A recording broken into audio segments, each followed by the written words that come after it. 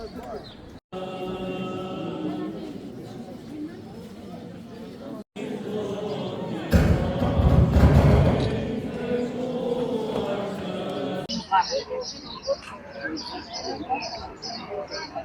I thomin e nafore, bahet për kishën, edhe ja ndajnë për të mirën e gjithë popullit.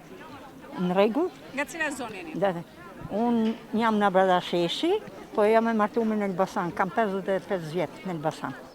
E çfarë simbolizon naforia? Kjo për dashurinë, për sinqeritetin, lumturinë e njerëzit. Prej sa vitesh ju I respektoni këto rite dhe vini në manastir?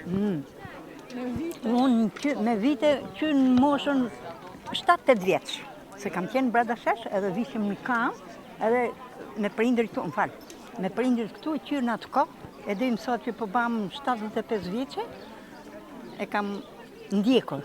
Sepse unë jam për tetë, s'ka gjë. Pra ju jeni muslimane, po më thoni? Po, por edhe këtu vit për vit me këtë shoqe. E në kështu kam qef, gjithdis. Gocën e kam me burr italian edhe kështu që I frekuentoj gjithë kishat.